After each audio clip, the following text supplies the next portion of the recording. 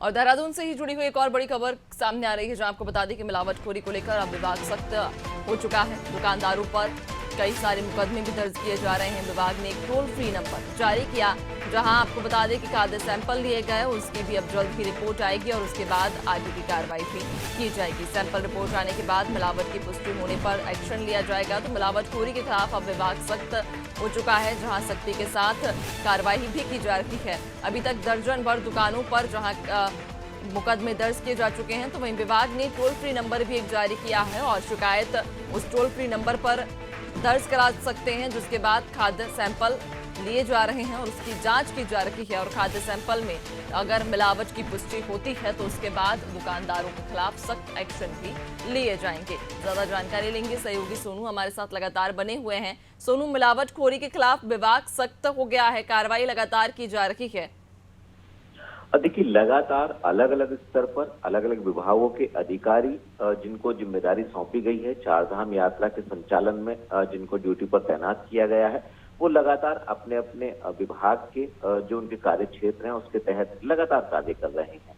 और इसी परिप्रेक्ष्य में आप इसको देख सकते हैं कि जो चारधाम यात्रा मार्गों पर जो दुकानदार हैं, जो मिलावटखोरी कर रहे हैं, उनके खिलाफ भी सख्त शिकंजा कसना विभागीय अधिकारियों ने शुरू कर दिया। एक नहीं बल्कि दो तरह से जो है वो जांच पड़ताल की जा रही है खाद्य पदार्थों की। एक तो सैंपल लिए जा रहे हैं टीम, और दूसरा एक जो मोबाइल टेस्टिंग वैन है उसके माध्यम से भी सैंपल लिए जा रहे हैं। तो जो विभागीय अधिकारी हैं वो लगातार प्रयास कर रहे हैं, और जो हमें जानकारी प्राप्त हुई है उसके मुताबिक तकरीबन 6 से दुकानदार जिन पर मुकदमा दर्ज किया गया है, और 150 से ज्यादा जो है वो सैंपल अलग अलग दुकानदारों के खाद्य पदार्थों के लिए जा चुके हैं। और 300 से ज्यादा जो है वो ऐसे क्षेत्र हैं जहां का निरीक्षण लगातार अधिकारी कर रहे हैं।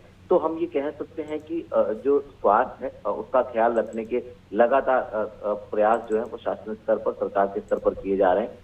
जो बड़ी तादाद में श्रद्धालु अपने परिजनों के साथ यहाँ चारों धाम के दर्शन करने पहुंच रहे हैं, उनके स्वास्थ्य पर यात्रा मार्गों के दौरान किसी भी वस्तु का सेवन करने के से किसी तरीके का कोई प्रतिकूल प्रभाव ना पड़े, इसको ख्याल रखा जा रहा है। और यही वजह है कि लगातार जो मिलावटखोरी की जिन क्षेत्रों से शिकायतें की गई हैं उन पर भी शिकंजा कसा जा रहा है, मुकदमे भी दर्ज किए जा रहे हैं, और आगे के लिए कहीं ना कहीं जो है वो हिदायत भी दी जा रही। तो यही उम्मीद की जा रही है कि विभागीय अधिकारियों का ये जो प्रयास है सफल होगा और कहीं भी किसी भी स्तर पर मिलावटखोरी सामने आने वाले समय में नहीं आएगी।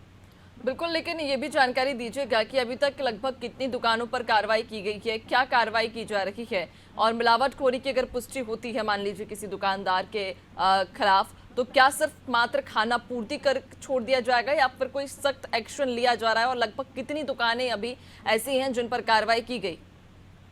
देखिए नैन्सी, ये सवाल आपका बहुत महत्वपूर्ण है इस लिहाज से क्योंकि लोगों के स्वास्थ्य से जुड़ा हुआ है। जितने भक्त जो है वो उत्तराखंड में पहुंच रहे हैं, जितने सामान्य टूरिस्ट के तौर पर भी लोग यहाँ पहुंच रहे हैं, इन सभी के स्वास्थ्य से जुड़ा हुआ है। जब पर्वतीय क्षेत्रों में आप यात्रा करेंगे या यहाँ के खूबसूरत वादियों को निहारने के लिए पहुंचेंगे, तो कहीं ना कहीं जिन होटलों में, रेस्टोरेंट में, जिन दुकानों पर आप भोजन खाएंगे, वहाँ जो भोजन है वो स्वच्छ हो और शुद्ध हो। और इसी पर लगातार सरकार फोकस कर रही है। कुछ समय पहले की अगर हम बात करें तो मुख्यमंत्री ने अधिकारियों को दिशा निर्देश दिए और स्वास्थ्य सचिव ने जो है वो उपायुक्त को जिम्मेदारी सौंपी और उनके नेतृत्व में टीमें गठित की गई और लगातार अभियान चलाया जा रहा है। अभी तक की जो हमें जानकारी मिली उसके मुताबिक 6 ऐसे दुकानदार हैं मिलावटखोरी को लेकर जिन पर मुकदमा दर्ज किया गया है, और आगे जिन दुकानों से, जिन रेस्टोरेंट से, जिन होटल से खाद्य पदार्थों के जो सैंपल लिए गए हैं, उन सैंपलों को लैब से आने के बाद अगर उनमें कहीं कोई मिलावट की पुष्टि होती है तो उन पर भी